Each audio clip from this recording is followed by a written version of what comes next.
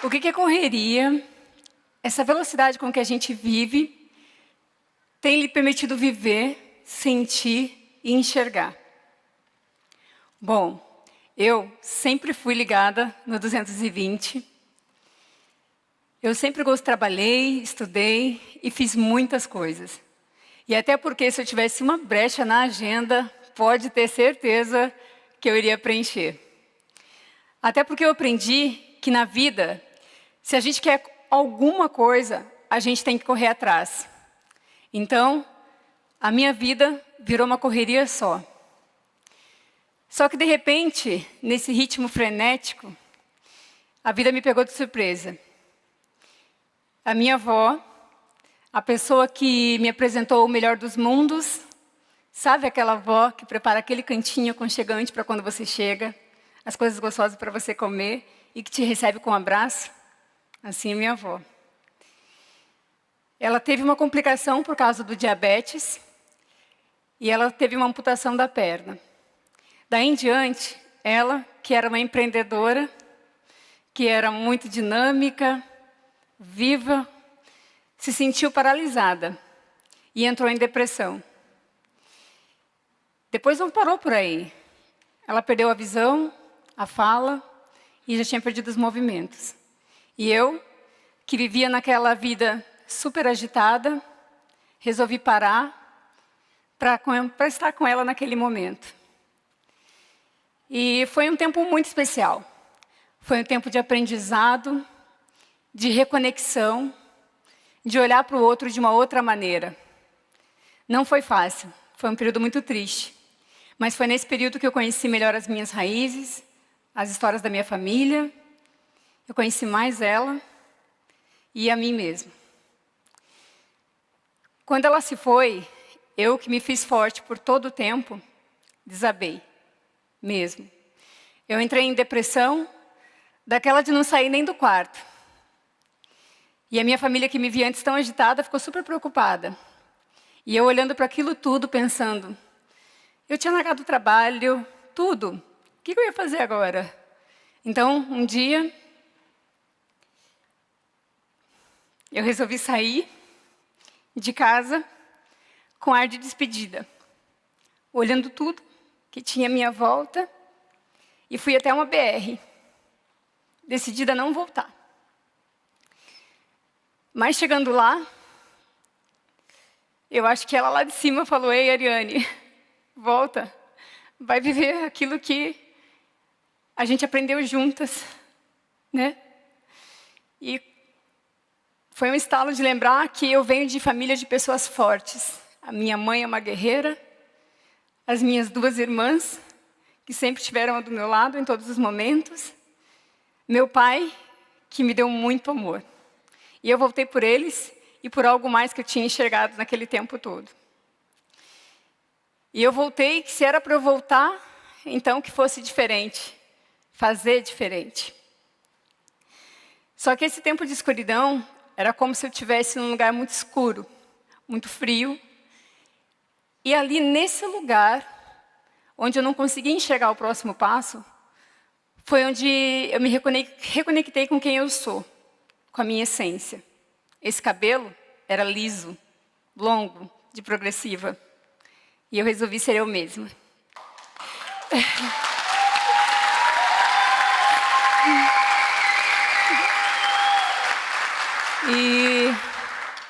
E nesse tempo eu descobri que eu tinha uma luz própria, uma luz interior, assim como todos vocês aqui dentro têm. Independente da situação que cada um de vocês esteja, ou já viveu, ou está próximo de alguém que vive, todo mundo tem essa luz. E todo mundo está aqui porque cada um de nós veio trazer algo para esse mundo, e que é muito precioso. E descobrir isso foi um grande presente. A minha vida é um grande presente. E hoje eu dou risada mesmo. Eu sorrio com alegria. Por ter a chance de hoje estar aqui, neste chão, que me traz força, e que me traz segurança de ser quem eu sou. Só que voltar não foi tão simples assim. Voltei para casa, e tudo que sobrou daquele tempo foi amor das pessoas que me rodeavam, conhecimento e R$ 30 no bolso. Era tudo que eu tinha, mesmo. Virando moedinha, R$ 30. E eu me lembrei de uma época da faculdade, que eu sempre gostei de presentear as pessoas, e eu fazia cadernos artesanais. Eu pensei, poxa, se eu tenho um pouco de material aqui, acho que eu vou produzir uns cadernos, e eu vou começar por aqui. Com esse dinheiro eu comprei o que faltava e produzi 10 cadernos. E era a minha chance de recomeçar. Eu levei numa papelaria, próximo de onde eu resido, e chegando lá, eu fiquei muito feliz, porque a proprietária adorou. Falou, uau, que lindo! E eu já fiquei feliz, né? Pelo menos ela já gostou, ela vai comprar. E aí ela pediu para ficar em consignação. Ok, era só 30, ia ter que voltar de alguma forma. Achei que ia demorar meses. Mas naquela mesma semana, ela me ligou e disse, Ariane, eu já vendi todos aqueles e tenho uma lista de espera pelos seus produtos. E foi assim que eu comecei a Badu Design como negócio social. E a partir disso, eu comecei a entender que o fazer artesanal, o manual, apesar de todas as pessoas à minha volta achar que eu estava maluca por não voltar para o mercado formal, até porque eu era gestora de projetos, viajava bastante, coordenava algumas áreas, e as pessoas me viam como maluca, por que ela vai fazer artesanato agora? Só que eu estava vendo lá na frente, que aquele momento me resgatou de uma depressão, era terapêutico e restaurava a minha renda. E nesse tempo eu me dei um tempo, um prazo assim para dar certo. Vai ser um período em que eu vou tentar, mas se não rolar durante este ano, eu vou voltar para o mercado de trabalho. E de repente eu vi uma chamada para desenvolver produtos para a cidade de Curitiba, onde eu resido. E por sorte, por felicidade, meus 2 produtos foram selecionados. Fiquei feliz. E foi na época da Copa do Mundo, que a ideia era ter brindes para a cidade nesse período. E quando ninguém mais acreditava que na época da Copa ia dar alguma coisa, até porque Curitiba ia receber poucos jogos, a gente recebeu um pedido enorme. Eu, porque até então eu fazia tudo sozinha. Mais de 1.000 unidades, fazer 1.000 unidades e produzir isso artesanalmente em casa. Eu falei, ok, vamos produzir. Comecei gás, falei, agora é tempo daquela correria voltar. Era tempo do ritmo ser acelerado. Então eu fiz esse pedido, era para entregar numa sexta, numa quinta-feira uma jornalista me ligou e disse, olha, a gente está indo fazer a cobertura para a Copa e a gente vai gravar uma matéria com você no seu ateliê. Uau! Fiquei feliz, né? Uau! Mas mal eles sabiam que tudo funcionava no meu quarto. Quarteliê. E eu pensei, como é que eu levo todo esse povo para lá? Aí passei a noite produzindo e mudando do quarto para a sala para poder receber a equipe. Foi muito legal. Eu acho que não pela matéria, não foi por estar na mídia, foi porque muitas mulheres viram essa matéria e a partir deste momento se conectaram com a minha história e vieram procurar para trabalhar nessa grande empresa, que até então estava começando. E a partir disso, eu reuni algumas mulheres, porque a gente teve outras demandas. No início eram 3, depois eram 10. E o que acontecia naqueles momentos era que eu encontrei mulheres na época dos hospitais que não podiam ir para casa, nem tomar banho, porque não tinham dinheiro para voltar.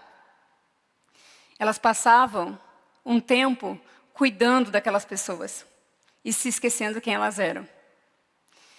Encontrei mães que queriam acompanhar o crescimento dos seus filhos e que queriam um trabalho que lhe desse mais chance de estar mais próximo, de aproveitar aquele momento. E olhando para tudo isso, essas mulheres se conectaram. E eu montava os kits, elas levavam para casa, para produzir no tempo que elas tinham disponível. Só que na volta, a gente tinha que se encontrar todas. E naquele momento, algo de muito especial acontecia. Porque uma empoderava a outra. Uma contava uma história e a outra falava, opa, aí tem um start muito bacana. E ali tinha algo muito maior. Então, tinha o artesanato como arte-terapia, essa reconexão nesse tempo de conversa e também a possibilidade de renda. A gente cresceu, em 2016 foi bem legal, 2015 foi muito legal. 2016 eu quebrei, bonito, tinha errado no plano de negócio, tudo aquela... Falei, uau, quis fazer de uma maneira, tive que me reconectar e tentar entender como eu iria trabalhar, porque tinham muitas e muitas mulheres me procurando e eu não conseguia atender a todas. Foi aí que eu entendi que eu podia mudar e podia ver essas mulheres com a potência que elas são, porque elas criam e recriam e transformam suas vidas. A gente não empodera ninguém, a gente só reconecta as pessoas para chegar talvez a algo que elas não viram. E elas é que tinham que ser empreendedoras e não estar trabalhando com alguém. Então, o objetivo da Badu foi levar uma tecnologia social da metodologia que a gente aprendeu ao longo do tempo, para que essas mulheres fossem as empreendedoras, as protagonistas da sua própria história, assim como eu. E eu posso dizer, e se vocês me perguntarem se ainda hoje eu corro, sim, eu corro, mas é um correr muito diferente. Antes, era como uma Fórmula 1. Tudo passava assim, brum, sabe? Aquele cinza, que a velocidade te faz ver. E agora não. Agora é como passear de bicicleta. Eu fico degustando as coisas, eu falo, eu sinto, com muita consciência e com muita presença. Eu continuo correndo. Nem em todos os lugares eu consigo estar. Eu gostaria de estar com mais amigos. Olha, quando a gente olha aquelas notificações de celular e vê aquele monte de mensagens, né? E a gente fala, por que a gente corre tanto, né? A gente corre para fazer muita coisa e a gente esquece do essencial. A gente esquece, e assim como eu, em alguns momentos, eu esqueci de olhar para dentro. Eu estava me escondendo, na verdade. Por tudo que estava à minha volta, eu vivia me escondendo antes. E quando eu comecei a enxergar e ver que tinha um outro caminho, tudo mudou, não só para mim, mas para as pessoas à minha volta. Então, se a gente reduzir um pouco a velocidade, se você puder parar e verificar como é que você está, qual é a tua frequência? Porque não quer dizer que você tem que parar geral e ficar naquele tempo de escuridão. Muito pelo contrário, você pode pausar no seu tempo e saber a hora de voltar para engatar a marcha e seguir. A gente só precisa se reconectar. A gente está gerando muita coisa. A gente antes comprava tecido. Depois, a gente viu que hoje a indústria têxtil descarta em torno de 170 mil toneladas de tecido. E a gente hoje só produz com resíduo, só com o que chega. Eu acredito muito que a gente pode dar valor àquilo que é descartado, assim como pessoas que muitas vezes são vistas como um resíduo social. Eu acho que todos nós queremos alegria, todos nós queremos viver bem, nós não nascemos com uma mentalidade mal. Ninguém. O que eu vejo é que a gente está correndo demais e a gente não está enxergando muita coisa. O meu convite é para que vocês desacelerem um pouco. Olhem para vocês, em que momento de vida vocês estão, se vocês realmente estão conectados com a essência de vocês, e se é esse o caminho que vocês querem. E não tem nada contra isso. Também não sou contra a velocidade. Em alguns casos, ela é essencial. Mas eu queria dizer que o que eu tenho aprendido nesse tempo todo é que cada vez que a gente consegue se conectar com quem a gente vai entregar algo muito melhor para esse mundo. Independente da velocidade, independente do tempo que você está, é possível mudar. Eu acredito muito que eu comecei com pouco. Hoje a gente já está indo para fazer daqui a algumas semanas para 200 mulheres. E que não é o produto final que importa. O que importa são as pessoas que estão se vendo, se respeitando, o seu ritmo, a sua frequência e a sua velocidade. Eu convido vocês a olharem para as coisas simples, a viverem a sua essência com muito propósito e com muita verdade. E não esqueçam, sejam muito felizes, porque a vida é curta, a gente não precisa correr muito. Por que a gente corre se a gente chega lá e está quase no fim dessa vida, né? Porque pode ter um outro lado. Então vamos ser felizes, vamos nos reconectar. E eu espero que esse tempo seja para vocês muito especial. E que vocês consigam entregar esse presente que só vocês vieram trazer. Obrigada.